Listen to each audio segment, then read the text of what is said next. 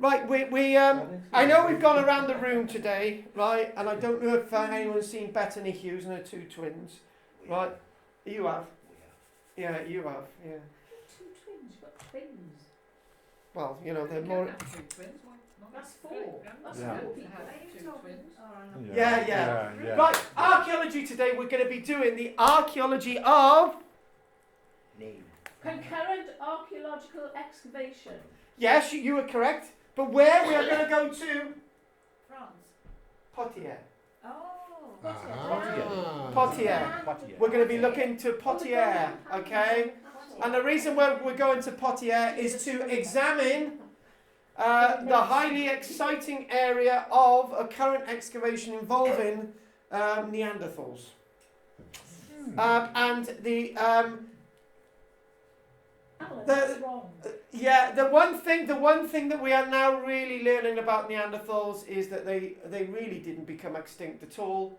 And you even got the likes of Alice Roberts turning around and saying, actually, I've got 6 to 8% Neanderthal DNA within me, and therefore, how can the Neanderthals become extinct if their DNA is still around today? So one thing we need to look at straight away with the whole Neanderthal thing is this: did actual Homo sapiens become extinct? Neanderthals become predominant? Could it be the other way around? The one thing about the Neanderthals is that, do we say that a Homo sapien man were breeding with Neanderthal women, or do we say Neanderthal men were breeding with Homo sapien women? It's very difficult to work out what the real formula is. But this old idea that the Neanderthals become extinct needs to be thrown out the window. What were you going to say, Kathy? Well, now that we know that there are 8% of us is Neanderthal, we're not going to say they're stupid anymore, are we? Yes, Alan, we're not going to say that, are we? Alan. Toilet roll for a little experiment after the break. What have you put in the coffee? See you can eat it in one go. Why are you looking at me? Well, I'm always looking at you because you're a very attractive woman. By the way, plans are being pushed forward for the stand-up evenings with a certain KARL-JAMES outfit. You will have 2 of the tickets to the front.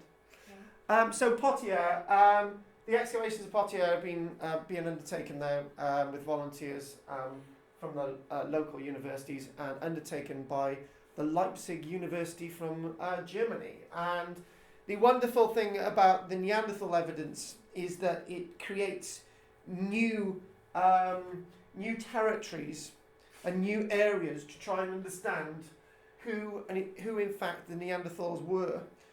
And the one thing I've got to say is the experimental work that's been done associated with Neanderthal people. It looks like somebody in this room.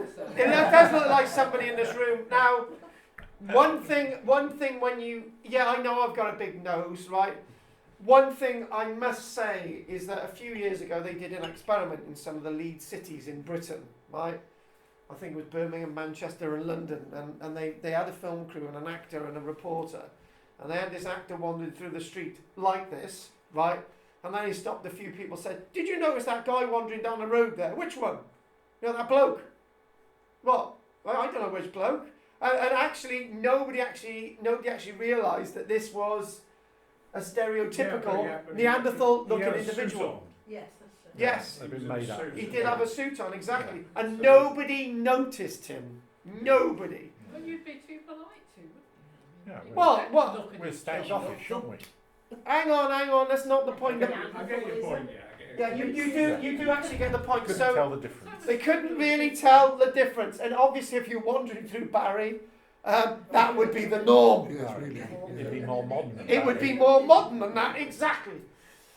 So, I'm going to put a few teasers in there, a few personal teasers. A few years ago, I must have been about 10 years old. I've got this clicking thing I do in my throat. And my grandmother said, "You've got to stop doing that because it looks like it was a genetic thing." And And then 2 of my children have got this thing to try and deal with something in their throat. They're clicking, right? And I went to a hospital ward this one day, and there's a queue. There were other people doing this clicking thing. I don't know if you know what I'm talking about, but it's like a... Yeah? Ever heard that? Perhaps. Yeah, just before you. No, I'm being serious now. I'm being serious now. And anyway, and there's an extra protrusion to my bones on my feet, and there's actually an extra protrusion to the bones on the feet of some of my children as well. And apparently, some of those characteristics are the same characteristics that you read about in association with our Neanderthal brethren.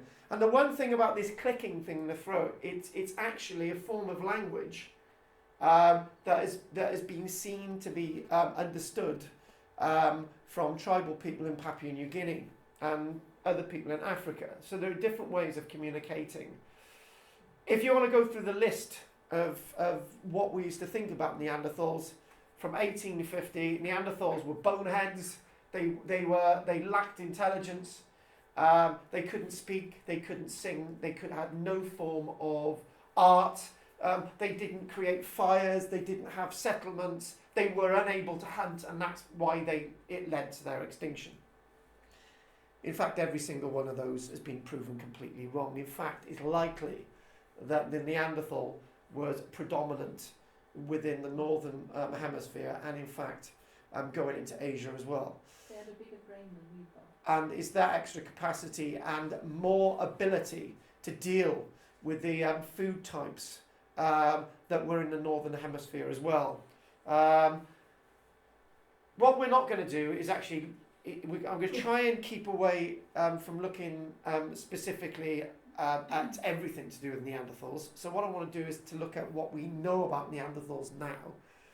So going back to this site in France that starts us off to where we want to be, Poitiers. This site itself is one of those sites that was found undoubtedly by accident, as the human bones were found in Neander Valley in the 1850s by German archaeologists by complete accident.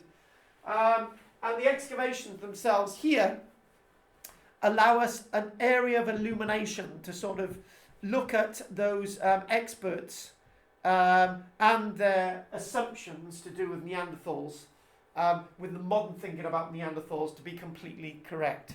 And there is a typical, apparently Neanderthal-looking woman with. They don't all have red hair.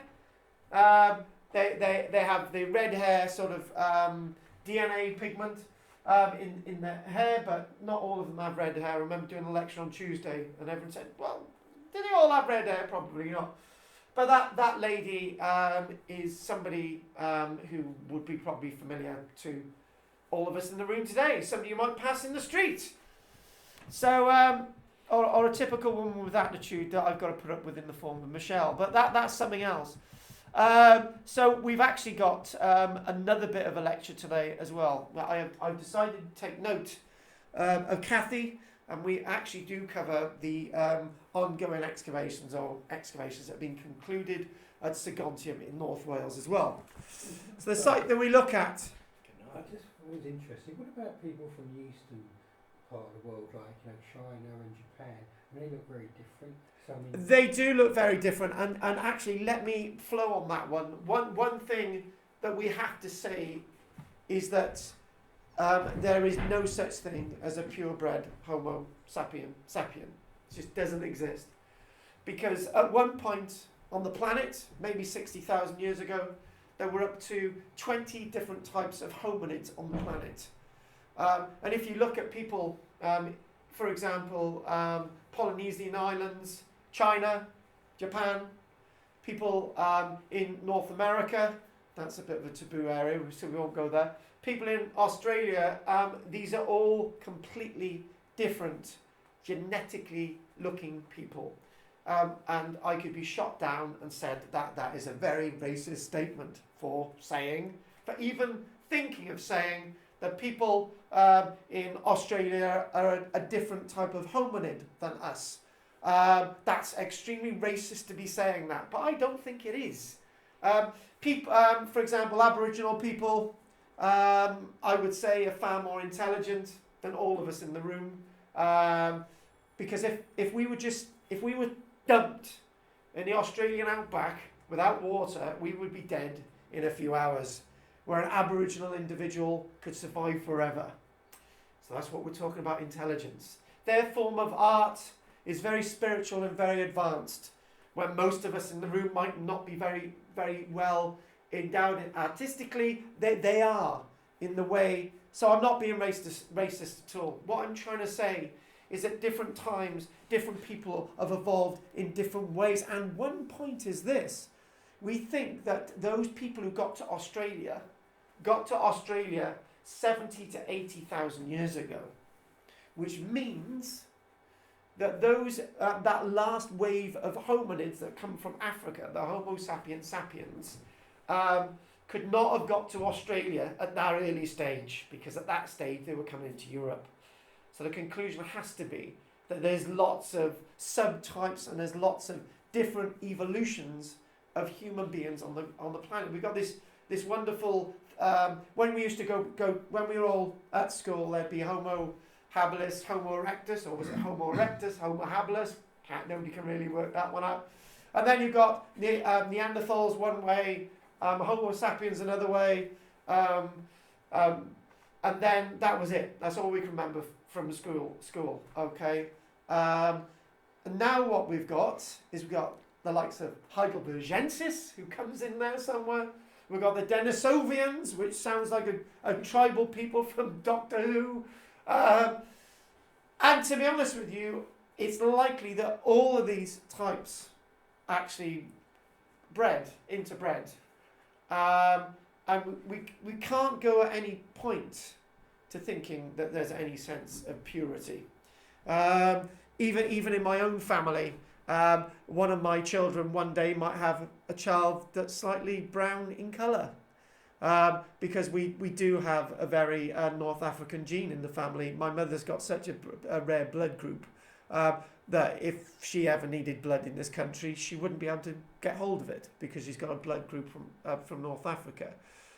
So what I'm trying to say here, there's this sense of excessive interbreeding, and this is the likes of Alice Roberts is following these types of things today. So the site at Les Cottes in Poitiers in France is a site that was originally found in the 1800s.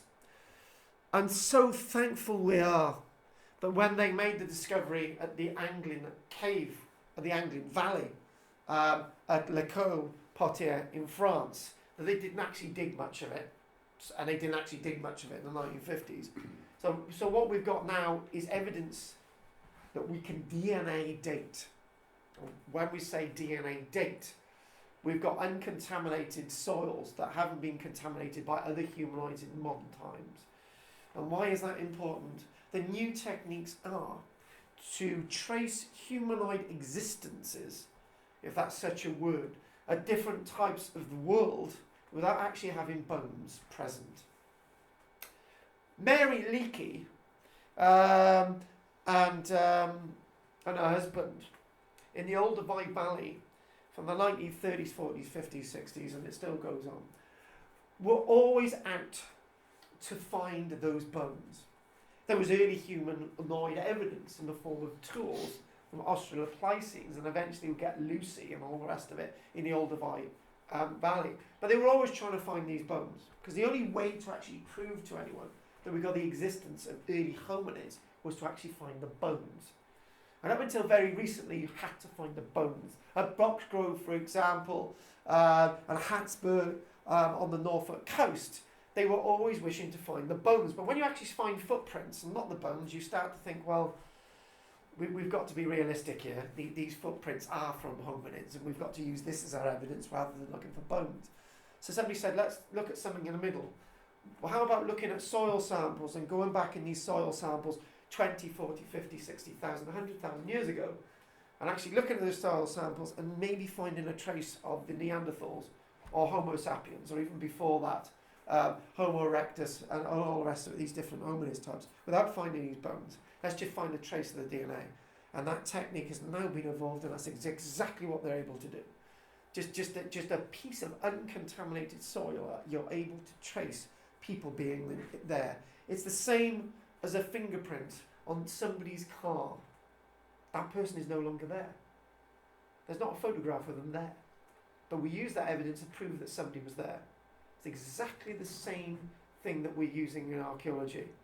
Don't argue back, well, it could be complete fantasy. Well, it's complete fantasy using a fingerprint to identify that somebody was at a murder scene, isn't it then? If you want to look at that sort of angle. So this is very much scientific. Keith, have you got a load of change in your pocket? A little bit. Can I have it, please?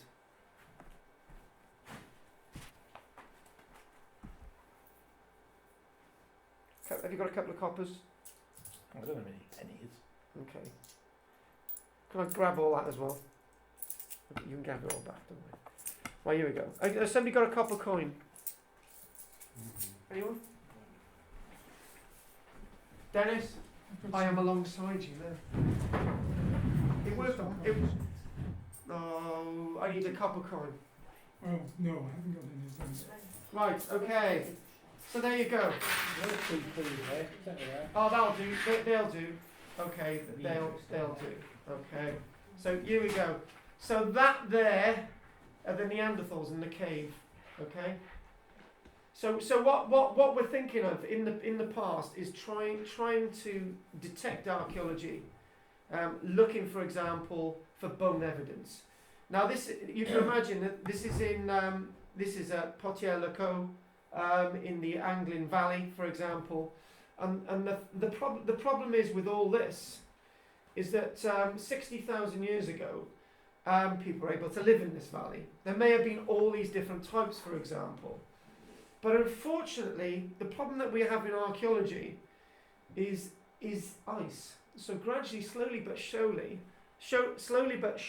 all the evidence for these hominids is being slowly wiped out by this ice sheet, which is in fact completely eroding the evidence completely. Ooh, Right? Just mention something. Go for it. In North Wales, Pont Newydd. That's right. they did a Neanderthal dig in a evidence. cave. Exactly. Yeah, back in the cave. But keep that a minute, Jim. Right. So what we've got this itself. The ice is eroding all the evidence. It's destroying it all. So when archaeologists go within this landscape later on, the only evidence that they've got is within this cave. So trying to make a summary of what's going on within this landscape is really difficult from the evidence that is only available in this cave. And usually when people look at evidence for our early hominids, what they want to do, they want to put a chart together and they want to say, right, we've got Neanderthal evidence there, we've got Denisovian evidence there, we've got Homo sapien evidence there, we've actually got the Heidelbergensis evidence here, we've got a tribe carrying on there. In fact, there might be evidence of some other early hominids actually surviving, right? But the archaeologists don't tell you that 99% of the evidence is completely gone. It's completely gone. So when we actually go back to this area of Les Cottes within the Anglin Valley, this one cave has got the only surviving evidence for all these people, and hopefully we'll be able to detect evidence of these Denisovians in the cave somehow. There might be DNA on some tools that they were trading. We might be able to find evidence of these Homo sapiens within this cave, and we might be able to find the evidence of the Neanderthals in this cave, because that's where they were living. And this is what the important DNA evidence is doing. For many, many years, it was thought that all those tools being found in those caves were in fact tools which were used by Neanderthals. All the cave art across France and the cave art across Portugal and Spain, for example, and elsewhere, must have been left behind by those ancestors that we know as Homo sapiens, Homo sapiens sapiens. But in fact, we're finding bit by using this DNA evidence that in fact we've been wrong. Some of those tools were in fact used by the Neanderthals. Some of those tools were in fact used by Denisovians, and we've got to rewrite the whole history. So when the likes of Alice Roberts stands in the room and turns around and says, actually, I've got Neanderthal DNA, nobody can now say that the Neanderthals become extinct. And strangely enough, the evidence for Denisovians is also really prevalent out there as well. And it's likely that we might actually see direct evolutions from these people and other subtypes of people as the years go by. Anyway, who do these two P's belong to? 2P. You go. I don't know if that's the right. I'll give you a change back, Keith, when we've had a break, because I don't know which is which. But there's about 4 quid here, Keith. We'll chuck it there, so we'll sort it out later. So hopefully that was of some use. So when we think of looking at this time in prehistory, archaeologists make it really complicated.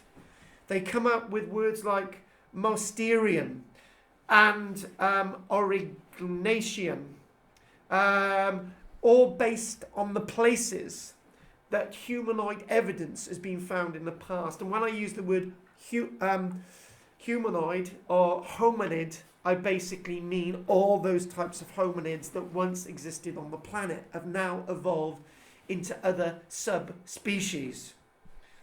The one thing is that I'm really intrigued that we've got a German university from Leipzig working at a site in France after all the history that we see between the French and the Germans. But it's a good interchange of scientific skills and understanding. The barriers in archaeology are no longer there. The likes of the Anunnaki, who had this idea of a superior race which originated in Germany, has now gone out the window. But the applicants of the German skills and the information that the Germans are actually giving towards understanding the Neanderthals is second to none. They do have the science to be able to do it. Neanderthal behaviour in France and elsewhere is now really being understood. It's almost as if in many places, in the caves in Spain, for example, what we do find is Neanderthal evidence, and then suddenly we have hominid evidence.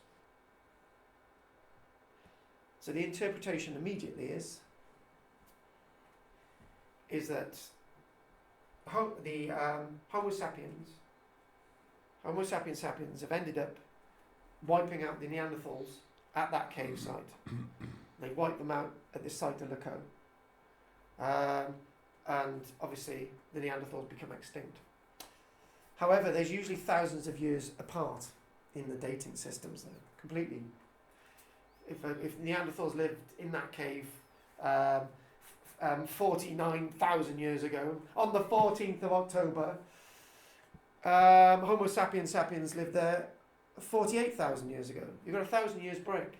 There's no way that those two could have wiped each other out. And there's another point to be made here. With that little experiment there, that was indicating evidence of people that had lived in that valley, not that one day, but over thousands of years. Suddenly the ice comes in and wipes it all out, but we got the evidence in the cave. The other thing as well is that when we look at this beautiful, textured, flowery past, it is beautifully textured and flowery, because when we think about mass extermination, we've got to look at it in a different way. People survived the concentration camps in the Second World War because they were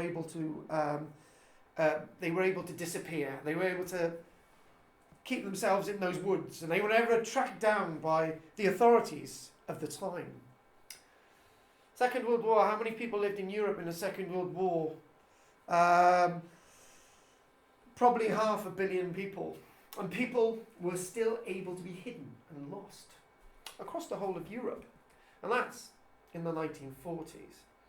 Let's move away from that analogy. Let's actually look back at this time that we're talking about. The people at Les Cottés were people that were probably very, very isolated. They were a Neanderthal community. That Neanderthal community moved elsewhere. Then Homo sapiens moved in. They were completely isolated. They moved on elsewhere. The point I'm trying to make is this.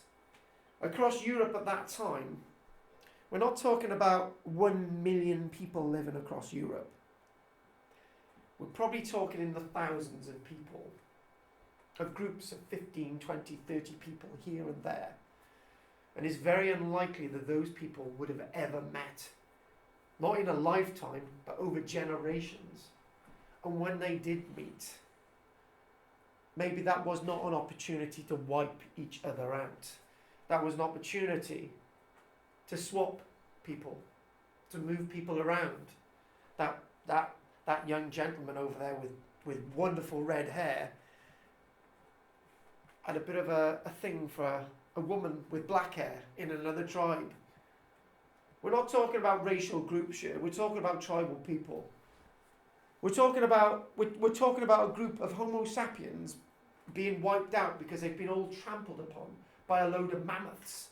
2 of them have survived, and then they've been accepted by a community of Neanderthals. And why not? Why not? Because this is what we're seeing in Greenland. This is what we're seeing in Newfoundland and North America. When Viking populations become decimated due to the conditions or whatever was happening, disease there, every now and again we hear stories about the DNA and the blood pool being slightly contaminated with native tribal peoples in those areas because they accepted these people into their community. Why kill a child? That child's going to develop into a person and is going to be very useful to the community. So this is what we're seeing. Jim, you're going to have to be quick. Yeah, will they move around depending on the food supply? Now this is a very important thing, the food supply. Now, when we're looking at the evidence of the cave being excavated in 1881, we do actually find evidence of food. We do actually find some of the evidence of food and animal bones that have been butchered over a very long period of time. We're talking about thousands of years that this part of the landscape has been used. We're talking about Neanderthal groups moving into the area, maybe a Homo sapien group moving into the area. They're moving away, the Neanderthals. It is about food. But don't ever believe for 1 minute it's just about following the movement of animals. Because within this landscape, there are food stocks that are always there. The fish are always going to be there. The bears living in the cave are always going to be there. The problem is hunting animals is not as easy, Jim. And everybody thinks that hunting animals is just a matter of following a group of animals across the landscape, butchering them, and everybody lives happily ever after. There's one problem. Those thousands of years ago, as things are developing, what we've got moments of warmness, okay, where the entire landscape is full of trees, and the ice comes in, wipes everything out, and then the trees come in, and then now we're into that end of the Ice Age period from 12,000 years ago, where you've got all these trees. And what they say that people move north to follow the animals, into the tree line, and to be picked off one by the wolves and the bears and the lynxes and all the rest of it. This idea of following animal movement across Europe is something that I don't really follow. What we've got to do is practicality. The practical needs of these people, they need to eat. And they're at this place, and Pont Newydd, for example, in North Wales, and the likes of Broxgrove thousands of years earlier, because that's the place that they've always been. They haven't moved around much. Oh, am I using this dangerous word that people are settling in places 40, 50,000 years ago? So be it. When did the domestication of animals start? I will do that in a short while. The what of animals? Domestication. What? Right. We won't do that in a minute. So, Jim, when I ask you in a short while, I'm going to ask you to ask that question in a short while again, because we won't do it yet. No, you won't, because I'll tell you what the question is. So, what you can see with the excavations here, what you can actually see is that they're working to 2, 3, 4, 5, 6 meters alongside where this cave is. This is where everything's been deposited. When we did that experiment earlier on, what's happening is the ice is destroying everything within the valley, but within little niches, within little escarpments, there's little depressions where everything's been built up. This is really important. Otzi the Iceman is a good example of that. I know he's only from just over 5,000 years ago, but he survived the movement of ice because he was in a little sort of crevice there. Things do survive. However, 99.9% of everything's completely destroyed. The one thing that is complete fantasy, or is it complete fantasy? People talking like Graham Hancock, people thinking like von Daniken about earlier civilizations on this planet. The idea that you've got the pyramids and you've got other civilized civilizations around the world. And at one time in the past, everything become eradicated, and these little buildings have remained, right? I'm not saying that that's right or wrong.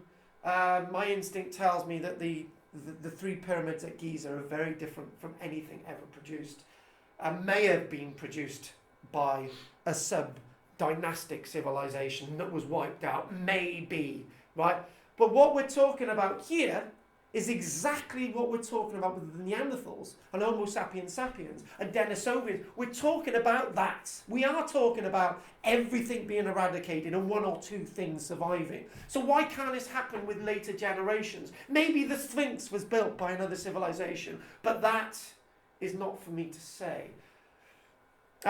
So we've got all these layers, and it's most important that we've got uncontaminated layers. So when the archaeologists are going really down low, they're masked up, and as they're going into new sediments, they cannot contaminate it, because a slight contamination with their DNA will affect the DNA results, would affect whether we know that Neanderthals were there, would affect whether we know there were early hominid types there, and so on and so on. It's all got to be done really scientifically, and the question of domestication will be coming up.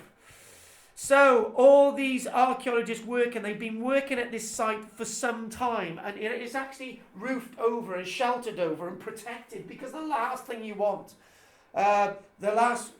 is a chemical plant down the road, and there's something in the atmosphere and it rains down on this site, that goes into the ground, contaminates the early hominid evidence, and you can't really get DNA results. There's lots of other ways of understanding these individuals, but this new DNA evidence is groundbreaking. And this is an earlier picture. So what we've got this sort of little bit of a cave where they've been actually working in. And one thing that we do know about caves is this. When you've got the sense of glaciation, right, you've got the valley, and what's happening is these are sort of sinkholes, they're sort of plugs. This is where all the water gathers and everything moves back and forth, right? In lots of ways, inside a cave is not the place to look. However, the place you need to look is directly outside a cave, because as the water's flowing, everything's being deposited in that depression. We do find evidence in caves. We actually find footprints, footprints in clay that are 20,000 years old in caves, just because the water didn't flow there, so stuff has survived. All of this is by complete accident. These are the layers that they've been excavating at Les Cottes to actually get you the evidence that we actually require. So let's move on. Bit of a flow at this minute, so if we can just keep me flowing. I need to flow, Carl, so hurry up. Please. 3 minutes. Go. 3 minutes. Go.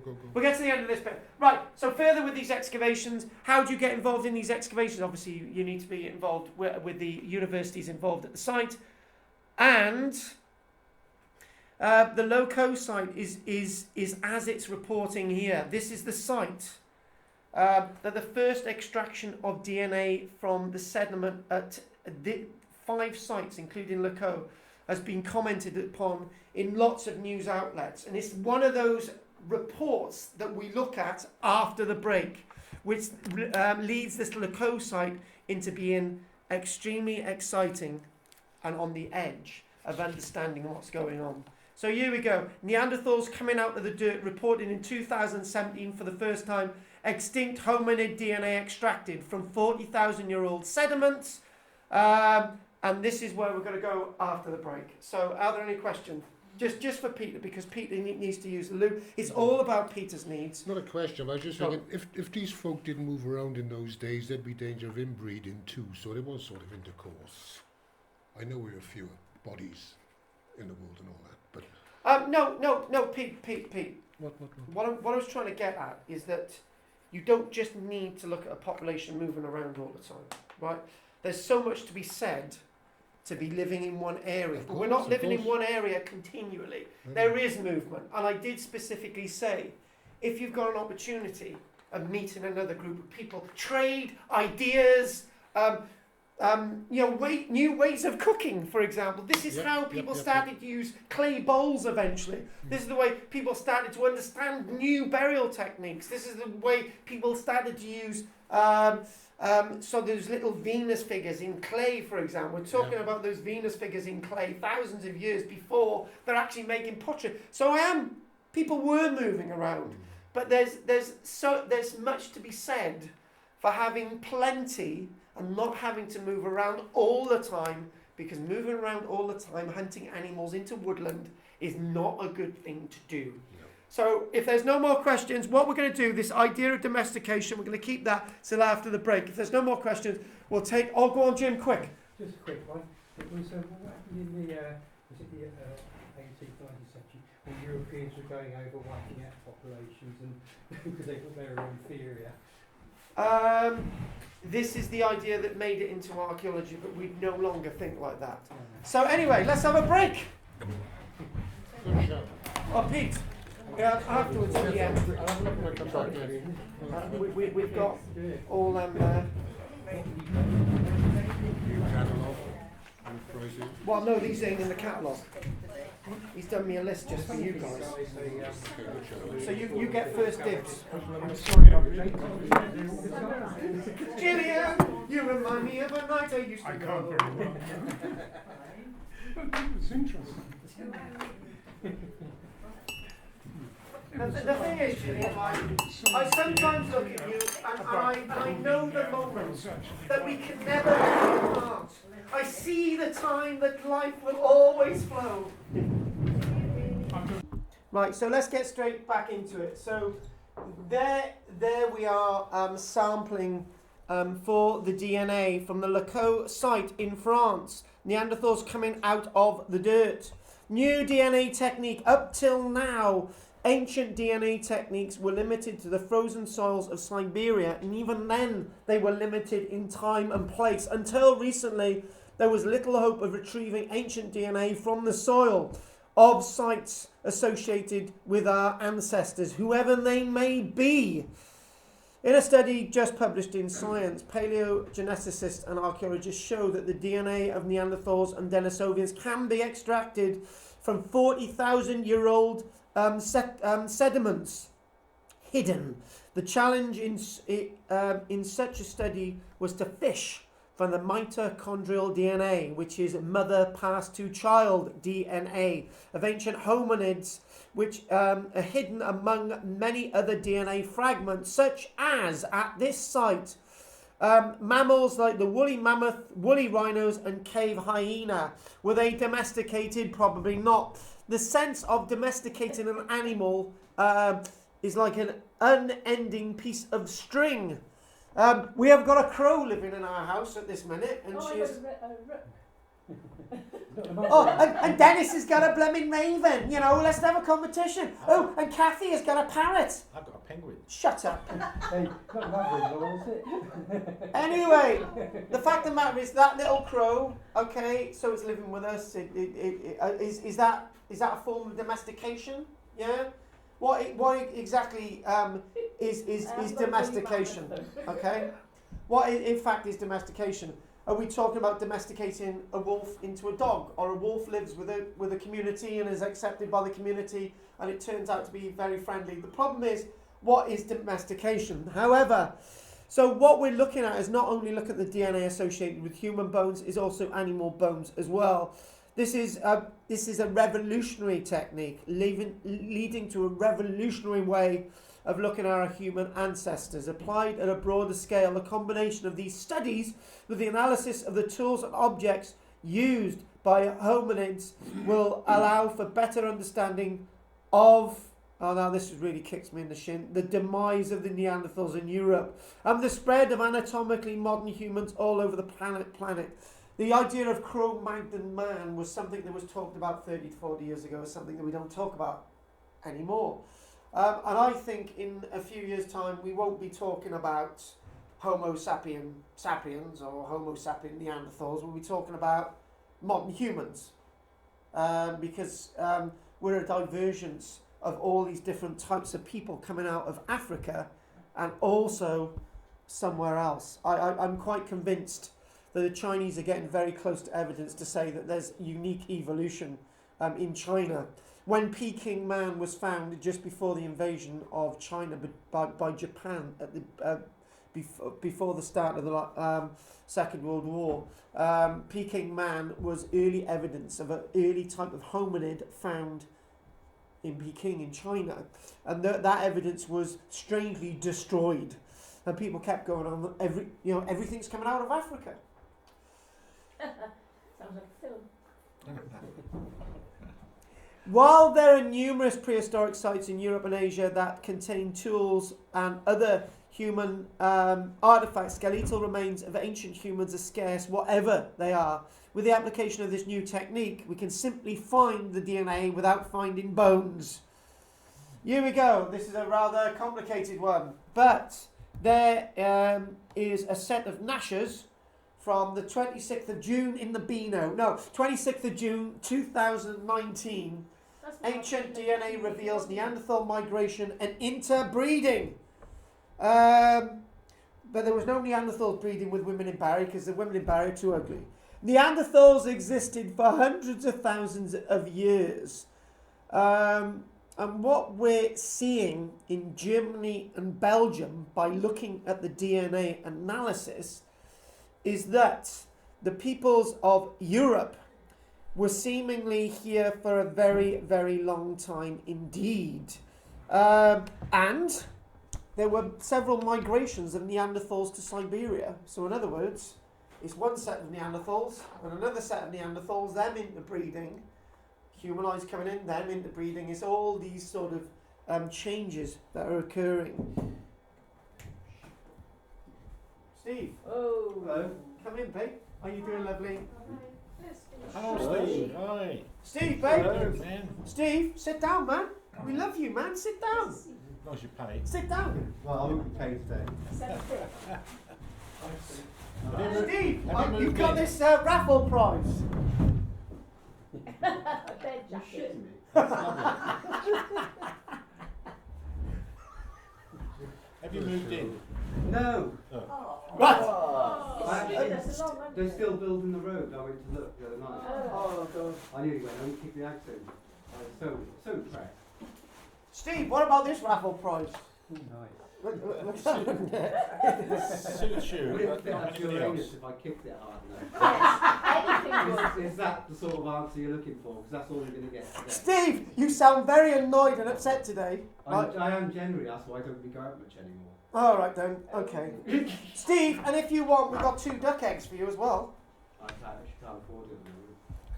Oh, poor boy. Anyway, we were talking about the Neanderthals, right? And we were talking about various different waves of people moving around Europe. Contamination with modern DNA can also be a problem. So wherever you're excavating, you need to be very careful and suit up when you're excavating. So there's a lot more to be said in this article. It's talking about DNA profiles of people living, Neanderthals living in Europe for a very long period of time. The continuity of the Neanderthal lineage in Europe suggests that Europe was the core area of the Neanderthals from which they repeatedly dispersed to the east, possibly in reaction to climatic cycles. What do we mean by that? And this is a very important point. Neanderthals had a larger lung capacity than us, larger nose cavity. Their teeth were a lot more hardier and able to deal with whatever they were eating. We know those things. And I've always wondered, with people who are much larger than us, people who are a lot more capable than us, who are the ones that you would think would be led into extinction? It's not the Neanderthals. Neanderthals now, with the way they're portrayed, with their skills and their sense of diversity, tell me that the Neanderthals were a lot more capable of dealing with the landscape and changes than we are. The point, this thing about thing about ethnic cleansing, humans actively going out there to wipe out Neanderthals, right? It's not going to happen. There's no need for it. Why would you use all your calories to go out there hunting other human beings? To what aim and to what goal? Stop them taking your women and your goodies. Pillaging and looting. Shut up. Yeah, but the thing is that no, people would not have a concept of that. People would just not have a concept of that. Well, you wouldn't need to be worried about your things being taken because you're in no close proximation with people in the first place. So that sort of idea is not really going to be in your mind. And a sense of ownership. Their sense of ownership would be very different as well. There are people living in Africa, for example, that have no sense of ownership. Everything within the community belongs to the community. First Nations too. America, yes. Exactly. Yes. Why are you, Peter, why are we all putting our own perceptions on the past when we've got that sense of joint ownership for everybody? Of course. Exactly. So we must see and understand from the blinkeredness of archaeology that there's a different way of looking at evolution. Ancient interbreeding, hang on Jim, ancient interbreeding. But things weren't always so straightforward for European Neanderthal ancestry. The study also found that mitochondrial genomes from the Holstein-Stattel Neanderthal site was from a different lineage to that found in all other known Neanderthal genomes as a result of breeding with a genetically distinct hominid. So we've actually got areas where we've got evidence of interbreeding. This confirms an earlier genetic analysis which proposed that this mitochondrial DNA originated from Neanderthals mated more than 219,000 years ago with an early human who had migrated from Africa. And in just one moment, I need to put this, in one moment, instead of like Neanderthals there, humans coming in there, they're all coming out of Africa at different waves. So Neanderthals first, then the Homo sapiens next, Denisovians next, and another way of Homo sapiens next, and they all meet each other, right? What they're saying is that the Neanderthals and the Homo sapiens were meeting before they left Africa. And you've got a new evolution of a being coming into Europe. So this divergence isn't really just happening in Europe, it's happening before out of Africa. So people who turn around to say that the Neanderthals were wiped out, what you're saying is that those Neanderthals who had interbred with humans couldn't have been wiped out. And it is possible that there was this isolated Neanderthal population that we haven't discovered yet that could have contributed to mitochondrial DNA at lots of these sites, and lots of things that we really don't understand and now come into the forefront. So we won't do the Sagontium thing. We'll only do that if we've got time. So Could I just ask about the Ice Age hunters? What were they? Were they Neanderthals or? no, this is everything. The Ice Age hunters are everything. So a few weeks ago we actually did this one. Right, we'll just recap. Scientists use fossilised finger bone DNA to rebuild ancient human. We did this. We did this a few weeks ago as an article. Unprecedented feat reveals little-known Denisovians resembled Neanderthals, but had super wide skulls. But even with this, the extraordinary thing is that there's interbreeding with the Denisovians as well. From this article, from this new research is actually coming out. To be honest with you, right, if that person wandered down the street, you wouldn't know the difference between that person and anybody else anyway.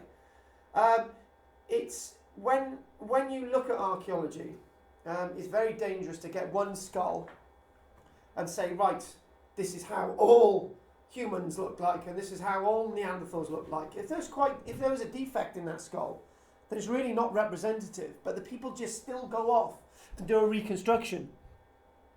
So we expect them to resemble Neanderthals more than modern humans, and this is what we found. What is a modern human? How does a modern human look? Does a modern human look like somebody from Australia? Does a modern human look like somebody from Finland? Does a modern human look like somebody from Mexico? A modern human is everything. It's that great biodiverseness of humanity in the first place. So what I want to do now is move on to these images. So what we've done is we moved from understanding this one site in France, we moved on to understanding all these changes. We've already looked at this. There's no real change from our cells when looking at this person. And in fact, probably my nose cavity is as big as this woman's nose cavity, or is that my wrong perception? That individual there, there's one weird thing, is that individual there, if they're in the northern hemisphere without that pigment, they might have white skin anyway. Aren't we told that people in the northern hemisphere have got white skin because they're not exposed to much sun and all the rest of it? Are these reconstructions right? Shouldn't there be more hairs on their body? Blah, blah, blah. We don't really know anything. This interesting thing here, this is from now as well. This is also from France. More Neanderthal stuff in France. Neanderthal footprints found in France offer a snapshot of their lives. Scientists find 257 prints. I know I've read a bit of this out already. That were preserved in wind-driven sand 80,000 years ago. More evidence than Neanderthals in France. Scientists have found hundreds of perfectly preserved footprints, providing evidence that Neanderthals walked the Normandy coast in France. Somebody commented that because lots of the footprints almost point southwards, it could be a really early invasion of Europe from the north. There's a joke there. Would the continents be different then? Completely. It's likely, and also this is another point. It's almost as if you were plied to ask that question. The landscape of Europe as it is today was probably up to double the size in the past than it is today. Around whatever time we're talking about, 80,000 years ago, 40,000 years ago, 10,000 years ago, Europe was a hell of a lot bigger than it is today. So lots of the evidence has gone. The footprints that they've been analysing tell us of 10 to 13 individuals that walked the landscape 80,000 years ago.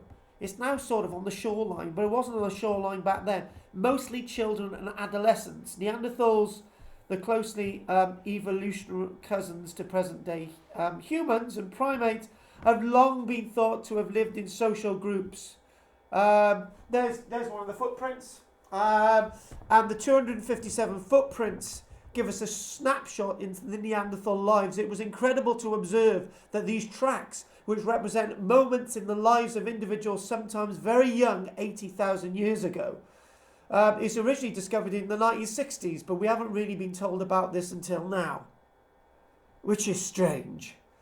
When back in the 1960s, we still thought the Neanderthals as being boneheads. The footprints were found among what the team called abundant archaeological material, revealing evidence of animal butchery and tool making. Did Neanderthals dare to make tools? They back they date back to a time when only Neanderthals lived in Western Europe. Neanderthals' feet were broader than modern humans. From the size of the footprints, we do believe that lots of these Neanderthals were in excess of 5 foot 9 inches tall. And when hominids from Africa coming into Europe were a lot smaller than that. Can you imagine there's a group of big people over there and even their children are the same size as you, you're not going to mess with them. They record a snapshot of this landscape, the caring nature that they had their children in groups playing and all the rest of it while the adults were doing other things. That gives us some insight into the composition of the group. What it is possible that it represents only those members of the group who happen to be outside at that time, and lots of them being children. We've got 9 other confirmed sets of Neolithic footprints have been found in Greece, Romania, Gibraltar and France. So we're learning a hell of a lot more. So this is where we close. Probably not getting on to Sagontium today. Even if we do, it's going to be quick. But here we go. This is what we know about the Neanderthals. Printed on the 18th of August. Really relevant. And next week we'll be doing prehistory, Roman, everything. We'll be doing a recap on all the new discoveries from all the lectures that we've been doing. And then we will be leading on to those famous figures in history and the archaeology. When were shoes invented? Because I mean, they're sort of making things to wear on their feet. They will be leaving footprints all day. I wander around without feet on, and I've got shoes. I'll start there again. I wander around without shoes on. So, it's a really difficult one. The 5 surprising talents of the Neanderthals, embracing the arts as well as sports. They were masters of many different and complex disciplines. This is what we now believe. They were swimmers. Last week, last week. So this article dates back to August, the 18th of August, to the beginning of August. Researchers from Washington University announced they had investigated the ear remains of 23 Neanderthals and found that around half had bony growths that suggest aquatic foraging was a prominent part of their lifestyle.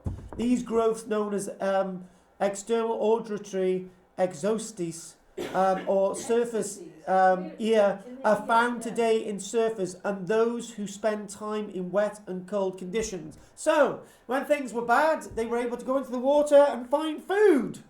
Next. Second, they were sprinters, previously believed to have been endurance runners. It is now thought Neanderthals favoured more power sprint than endurance jog.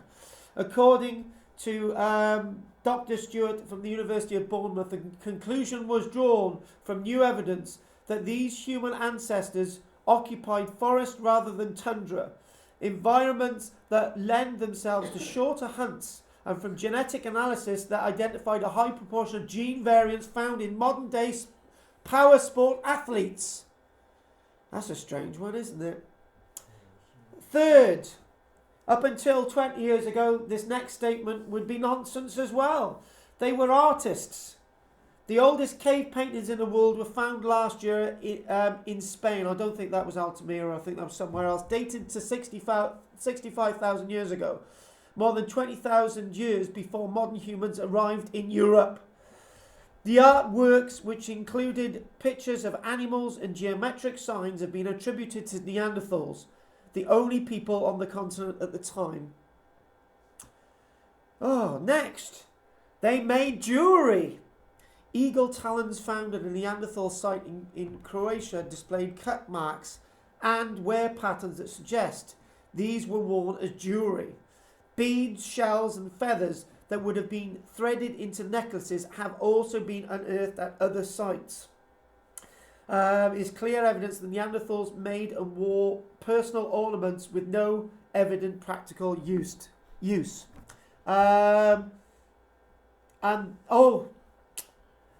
And guess what? You know, all those little statements I made at the beginning, Neanderthals didn't do this, right? A discovery of flint axes led to the belief that Neanderthals built fires. They built fires. Leiden University in the Netherlands found a dozen Neolithic flint axes had micro scratches on their flat side, suggesting they were used to start fires when struck. against pyrite.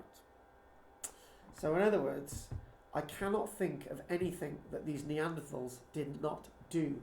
Before we finish today, what I would like to do is I've got to keep Kathy happy. If I don't keep Kathy happy, she's going to be moaning as usual. So I'll just do this now. Kathy, this is for you because you did request this. Kathy asked me, huge archaeological find at school site reveals North Wales secret from 2,000 years ago. Excavations just finished. The excavations at Sagontium Roman fort in Carnarvon has unearthed ancient tableware, cooking pots and amphora. Hundreds and hundreds of Roman artefacts have been found associated with the vicus, which is near to the fort. Highly decorated pottery have been unearthed as part of a recent excavation on the former school site near the fort of Sagontium. Pottery from Gaul, such as these wonderful examples of Samian ware from France. I've got to be honest with you, looking at these images, there's something quite odd with these images. It only shows large diagnostic bits of pottery. It's almost as if that's all they've been finding, sometime in the past somebody has got rid of all the tat. Anyway, director David Hopewell excavating on the site. One of the major clues as to what is going on is the amount of artefacts we've been coming up with. There is David with his archaeology company beanie on his head. Very fashionable. So far we've found hundreds of shards of pottery. David says a lot of it very highly decorated tableware that had been imported from Gaul. We have lots of black burnished ware, which are cooking pots that come from Dorset, along with amphoras, bits of broken jugs. Amphora, for instance, they would have been bringing in wine, olive oil into the site. Handles like this being found from the continents. So all this wonderful stuff. And there they are excavating more of this pottery. When you get trays of pottery like that, with like this all diagnostic, all stuff identifiable, I'm not happy. When you're usually getting a tray of artifacts together, it would be an array of material. That's not being selected either, so it's just a bit strange. But you've got all this really wonderful stuff that's been found at the site. Maybe this is how they're finding the stuff. It's in a really good state of preservation. That's why you don't get much of the smaller bits. So this is at site the Sagontium. And what we might do is a little bit of an update, because we will have an update on this and we'll chuck it into the lecture in about 2 weeks' time. So what we're going to do, are there any questions? Why are we 98% Homo sapien rather than 98% Neanderthal? No, it's looking more like 92% Homo sapien and 2% Neanderthal. The fact of the matter is, you've just said it yourself. There's no possible way that Neanderthals become extinct, because there is that DNA in our system, and that would answer it. In fact, unless we go around everybody in the room, what has really happened is this. You've got where's your money again, Keith? What's basically happening? Well, no, don't worry, Keith. Say that's the Neanderthal population of Europe, right? And there's no more waves of Neanderthals coming out of Africa. Well, there are waves and waves of humans coming from Africa, waves and waves of humans coming from Africa. So eventually, the DNA of this Neanderthal group will become less and less and less and less. For example, here's a bit of example. Kathy would say the 1920s, but the last monoglot people that lived in North Wales only speaking one language was in about the 1850s, right? Whatever data is not relevant, Kathy. Right, those are monoglot North Walians. That's all. That they are pure-bred North Walians, right? Now there are no people in Wales that only speak one language. Okay, that's because we've got these different waves of people coming over, different influences coming over, and this is the way things develop. Things get watered down bit by bit, bit by bit, bit by bit. This is why it amazes me when you get extreme right-wing extremists that turn around and say, I am a pure blood individual. It's just not possible. It's absolutely not possible. So this is what's going on. Let's have any more questions? Right, it's good to see you, Steve. I'll have a little bit of a chat with you afterwards, Steve, to find out how it's going. Pete, Alan, I've got a couple of things I need to do with you two. If there's no more questions, have you all enjoyed this today? Yes. What's Rubbish. that? What's that? This is just for Steve. Oh, Steve, give it to Stevie then. Oh, Steve, no. if there's no more questions, have you all enjoyed it today? Yeah. Yeah. Thank you very much. Obviously, nobody enjoyed the lecture at all. Flipping heck. Rubbish. Okay, thank you. We were waiting for the slave impression when you put the hat on. No, it's not that. Actually, this would be an impression of Slash from Guns N' Roses. No. Right. So okay then. Thank you very much, folks. Are you all coming next week? Yeah. Good to see you then. We'll be here on time. Yes. If there's no more details, you're off now. You're off. Right, pull the plug out, Lee, and whatever your name is. Gillian, please. Anyway, thank you very much for being present. Thanks for that earlier on. And the Madeira kit was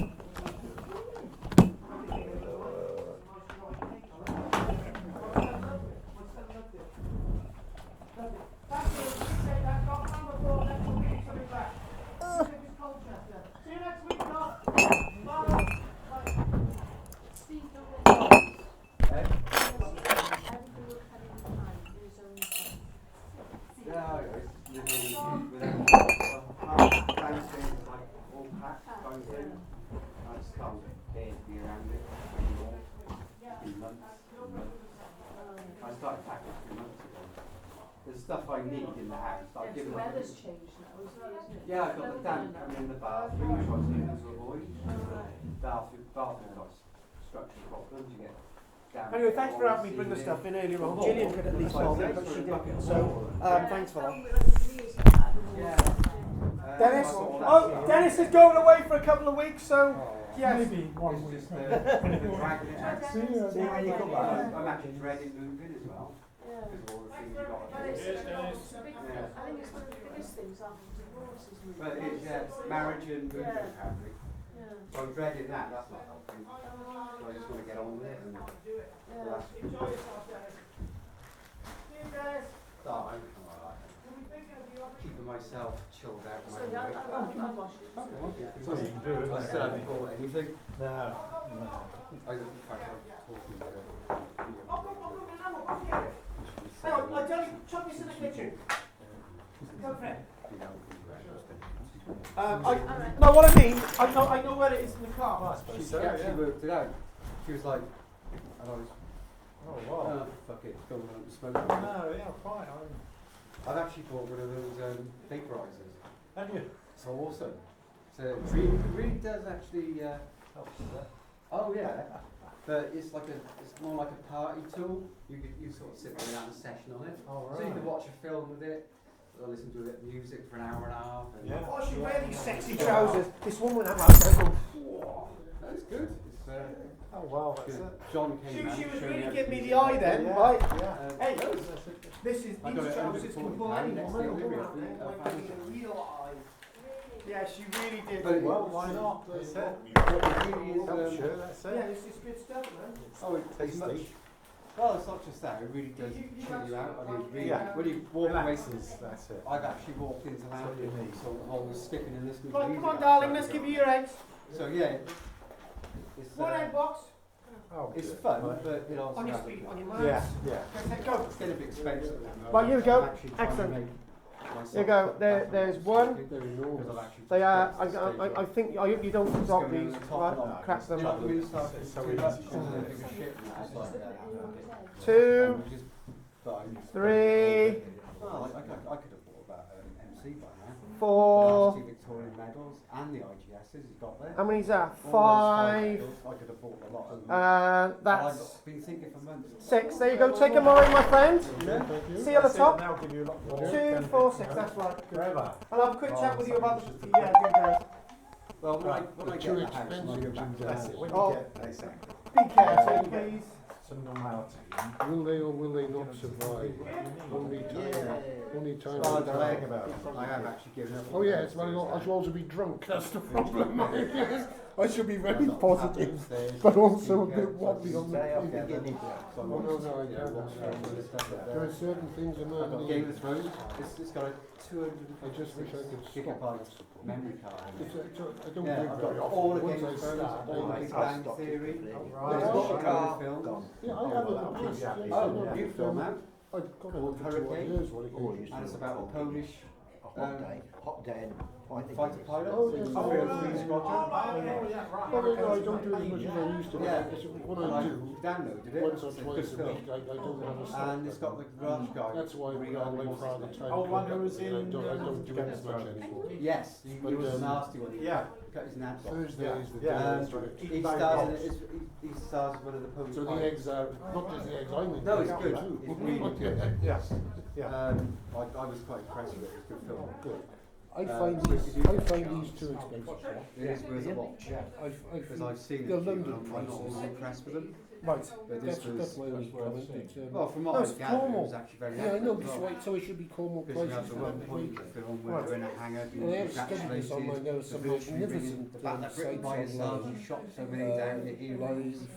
And then after the buying battle, now, Britain goes straight to the auction end of the war. houses. And Yeah. they're not allowed to So that's. take part in the march. I'm You know grateful this. for the one Yeah. I got. So the That's a film is very that full accurate. set. And Yeah. his It character's was like special. It's got oh all the yeah, gubbins behind it. we Yeah. can't embarrass You stars. see, I got this And he's been one. kicked out of the country as well. I got And this then it says at the online. end,